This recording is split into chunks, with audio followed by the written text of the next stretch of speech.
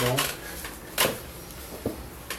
a misericórdia e graça do Senhor, nós estamos aqui, né, no terceiro dia da continuidade desse estudo, né, que foi proposto a respeito de serviço à casa de Deus, para abordarmos de uma forma bíblica e cristocêntrica alguns assuntos que, né, têm causado tanta confusão para alguns, e alguns temas que, devido à distorção da palavra de Deus em muitas comunidades, tem trazido muitos problemas, né? Então, o Senhor nos dê graça mais esse dia. Eu preparei, né, como da semana passada, alguns slides com o objetivo de facilitar a compreensão dos irmãos e para que eu também não venha me perder, né?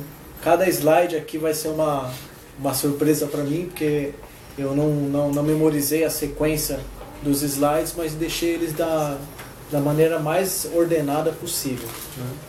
Então, se algum dos irmãos tiver dúvida quanto aos assuntos que vão ser abordados aqui, né, é só perguntar, ou no final a gente pode bater um papo referente ao que vai ser falado.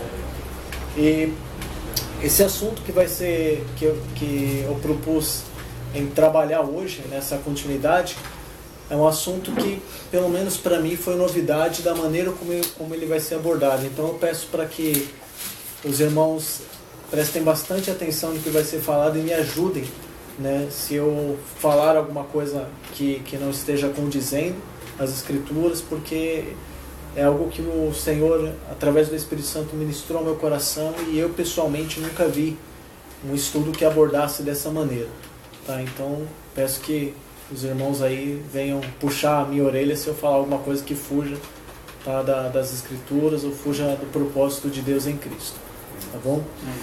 Então, o assunto que nós vamos trabalhar hoje, dando sequência ao da semana passada, que fala a respeito de ministérios, de serviço à casa de Deus, é referente a algumas terminologias, alguns nomes, né,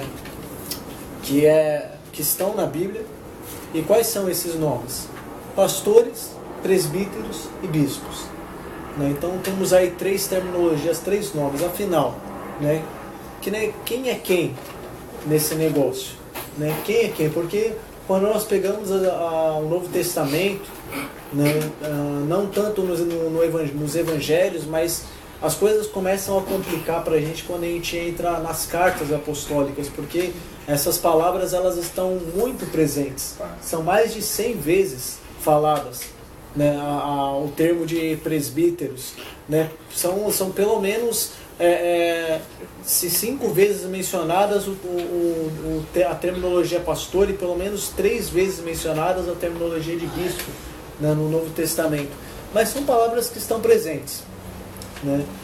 E o que nós fazemos com essas palavras? Como entendê-las de uma forma correta? Porque hoje a compreensão que nós temos e que é passada que nos é passada por muitas comunidades é aquela questão que nós já sabemos de hierarquia, né? Onde o pastor, ele está no top, né? E ele lidera ali sobre os presbíteros, e tem em algumas, né, comunidades, tem os bispos, que são aqueles que estão até em cima dos pastores. E isso acaba fazendo uma bagunça na cabeça da gente, porque quando nós olhamos nas Escrituras, as pessoas pegam às vezes textos lançados ao vento, ou textos, né, tirados do seu contexto original, e fazem a manipulação daquele texto da maneira que bem querem, né? E o que eu vou propor a vocês hoje é uma releitura a partir de hoje, né? Seria interessante até mesmo vocês, dentro do possível, começarem amanhã, com base no que nós vamos abordar, fazer uma releitura de Atos e das cartas dos apóstolos, com base nisso que nós vamos ver, né? Porque quando você começar a fazer essa releitura e você ver novamente essas palavras, presbíteros, pastores e bispos, através dessa releitura que vocês vão fazer, vocês vão ter um panorama completamente diferente da maneira como a igreja, ela vivia, como ela se reunia e como as coisas aconteciam. Porque agora nós vamos começar a dar nome aos bois, né, de uma maneira bem literal de dizer. Vamos para o próximo slide, então.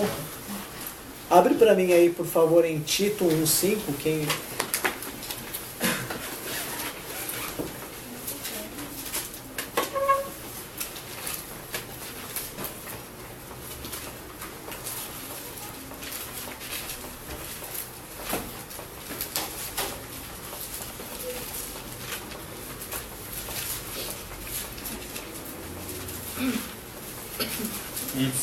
Isso. Pode ler. Por esta causa te deixei em Creta, para que pusesses em boa ordem o que ainda resta, e de cidade em cidade estabelecesses presbíteros, como já te mandei.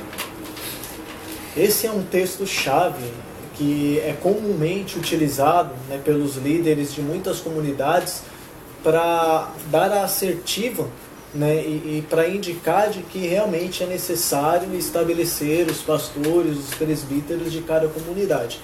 E quando nós lemos, pelo menos na tradução do nosso português, né, em qualquer tradução da Bíblia que vocês tiverem, é algo que realmente, quando nós batemos o olho e lemos da maneira literal como está escrita, a ordem de Paulo, a instrução de Paulo para Tito, né, que era um jovem, foi bem clara. Né? Te mandei, deixei você nessa cidade que é Creta, para que você pudesse colocar em ordem as coisas que ainda faltavam, né, e fosse de cidade em cidade e estabelecesse presbíteros, como eu já te mandei.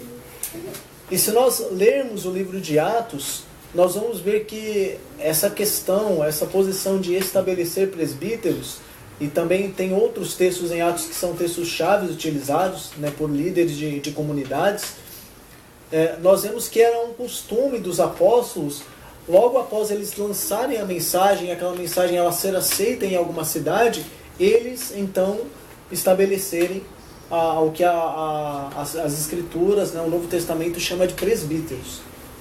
Né? E então começa a grande confusão começa quando a nossa cabeça inicia-se ou tem a tendência a pensar de forma hierárquica. Então vamos parar por um momento e esquecer hierarquia uns sobre os outros, porque senão a gente vai ter muito problema de entender. Né? O que nós temos aqui nesse texto de Tito? Vamos fazer uma análise rápida aqui. Né?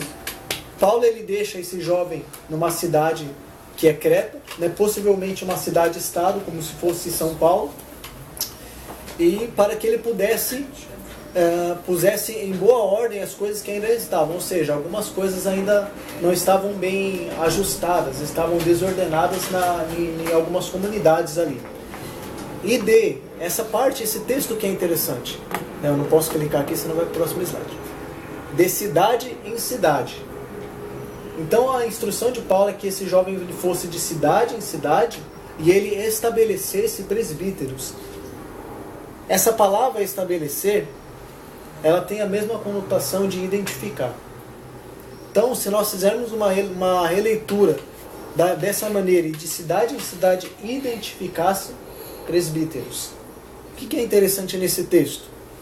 São as palavras cidade em cidade e a palavra também presbíteros em plural. Porque o pedido de Paulo a Timóteo não foi para que ele fosse de cidade em cidade e estabelecesse o presbítero, o líder da comunidade daquela cidade, mas que ele estabelecesse presbíteros. Preste bem atenção nisso, que isso fique bem na sua cabeça, porque daqui a pouco você vai entender o porquê dessa palavra ser plural. Presbíteros, não presbítero, presbíteros, certo? Como já te mandei. Vamos seguir para o próximo slide. Depois, quando nós continuamos o texto de Tito, do capítulo 1, do versículo 5 ao 9, ele vai discorrer para a gente uma lista, né, algumas exigências ou algumas condições para esses presbíteros. Então ele vai começar dizendo que, né, o presbítero, ele vai começar a dizer como identificar essa pessoa, né, esse presbítero. E aí ele diz: aquele que for irrepreensível, marido de uma só mulher, que tenha filhos fiéis, que não possam ser acusados de dissolução e nem são desobedientes, irrepreensível de novo, né, uma dupla chamamento a irrepreensível, porque convém, e aí ele usa outro termo aqui, bispo. Agora a questão para nós é, ele está falando de presbítero ou de bispo? Mas vamos continuar o texto. Como que o bispo seja como despenseiro, ou bom, em algumas traduções, um bom despenseiro da casa de Deus. Não soberbo, nem iracundo, nem dado ao vinho, nem espancador, nem cobiçoso de torpe ganância, mas dado à hospitalidade, amigo do bem, moderado, justo, santo e temperante. Bom, quando nós pegamos essa lista de condições, né, para um presbítero ou para um bispo, como ele coloca aqui também, pelo menos até onde eu entendo, o que eu consigo ver é um modelo para todo homem cristão. Não sei quanto aos irmãos, mas o que eu enxergo aqui é que todo homem que se converte ao Senhor, a postura dele como um homem cristão deve ser essa. Se ele é casado e se ele possui filhos, né, porque não é adequado para um homem cristão ser espancador ou ser beberrão, né, dado ao vinho, ou ser injusto, né? Então ele começa a fazer uma lista e ele diz aqui, aquele que for. Então ele dá uma maneira de identificar os presbíteros. Agora, o que eu gostaria de parar para pensar com vocês é o seguinte: por que isso? Por que essa lista? Por que Paulo teve que falar aquele que for? Por que ele teve que dar algumas condições para identificar ou estabelecer esses presbíteros?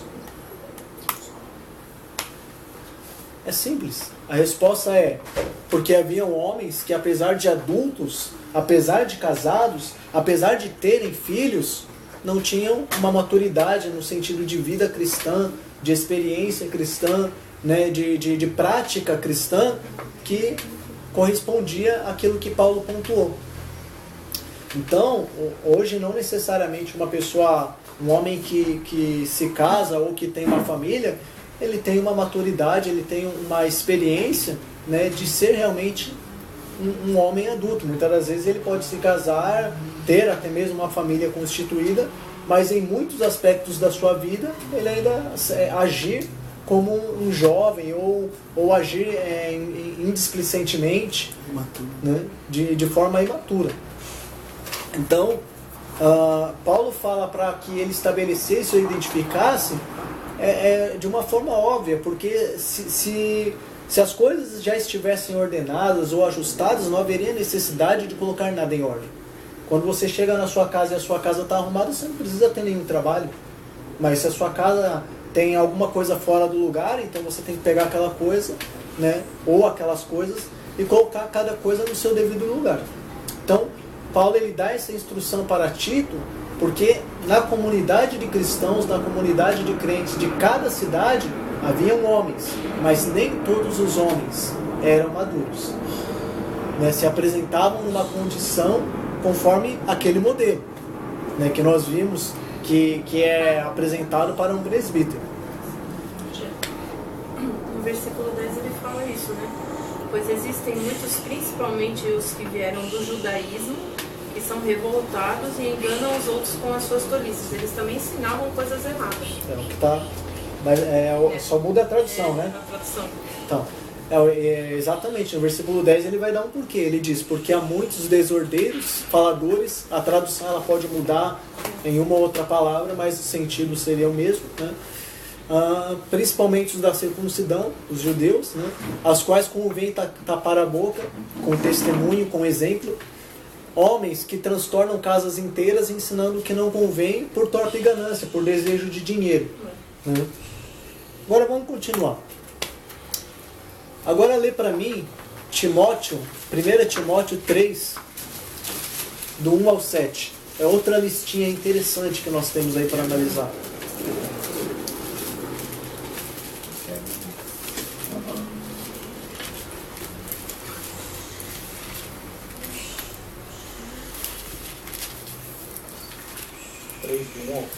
Isso. 1 Timóteo. Essa é uma palavra fiel que se alguém deseja Episcopado. Isso. Excelente obra deseja. Convém, pois, que o bispo seja irrepreensível, marido de uma mulher, vigilante, sóbrio, honesto, hospitaleiro, apto para ensinar, não dado ao vinho, não espancador, não cobiçoso de torpe ganância, mas moderado, não contencioso, não avarento, que governe bem a sua própria casa, tendo seus filhos em sujeição com toda a modéstia. Só aí. Então, outra lista, né, que é utilizada de forma como um texto-chave para falar a respeito da ordenação em muitas comunidades, né, em muitas denominações, para a ordenação de pastores, presbíteros, bispos e assim vai, os títulos que eles quiserem dar, né, é 1 Timóteo 3, de 1 ao 7, onde ele fala o seguinte lá no início, ele diz assim: esta é uma palavra fiel, se alguém deseja o episcopado. Essa palavra no grego, episcopado, é episcopos, que é a palavra utilizada para bispo. E a sua tradução ou transliteração para o português de bispo, de episcopo, é supervisor. Então, troca aí, já faz essa releitura. Quando você vê bispo, você entenda como supervisor, até o momento. Porque você vai entender o porquê depois disso. Tá? E ele diz que aquele que deseja, né, ser um episcopo, ser um bispo, ser um supervisor, este excelente obra deseja. E aí ele começa a colocar as pontuações, né? Irrepreensível, tal, como nós já lemos. Da mesma forma, quando eu olho essa lista, eu não sei quanto a vocês, mas eu também vejo um modelo para todo homem cristão. Todo homem cristão deveria possuir essas características. Alguém convertido, um homem convertido ao Senhor, que seja casado, até mesmo que seja solteiro, para o solteiro tirando a parte dos filhos aqui da casa, né? Mas para os casados que têm filhos, ora, é óbvio, né? É uma condição, é um exemplo, são pontos ali que todo homem, casado ou não, deveria possuir sendo cristão, né? E a parte que cabe às mulheres também, vocês não fujam do que eles cabem. Vamos prosseguir. Aí vem de novo a pergunta, por que isso? Por que em Tito tem uma lista e em Timóteo tem outra lista? Né? Por que está falando aqui que aquele que deseja o episcopado tal, ele seja assim? Para a resposta então que a Bíblia nos dá. A sequência do texto é a resposta do porquê. Porque se alguém não sabe governar a sua própria casa, terá cuidado da igreja de Deus? Isso é uma pergunta. Se alguém não consegue controlar ou governar a sua própria casa, como poderá cuidar, zelar da igreja de Deus? E entenda por igreja aqui a comunidade, né? As pessoas que se ajuntam, o ajuntamento solene, a congregação dos santos. A minha nota aqui, né, para aqueles que já estão lendo descorridamente, é que até onde eu entendo, ao meu ver, essa parte do neófito, né? Que não seja neófito para que ensoberbecendo se não caia na condenação do diabo. Então, até neófito é novo na fé, novo convertido, né? Acabou de começar a carreira cristã. Ao meu ver, eram possivelmente esses homens novos na fé, neófitos, que pela sua falta de vivência cristã ainda não viviam de maneira a expressar ou testemunhar de forma plena a maturidade e experiência apresentada por um ancião ou presbítero ou bispo. Vamos para... Agora chegou a parte dos desenhos, né?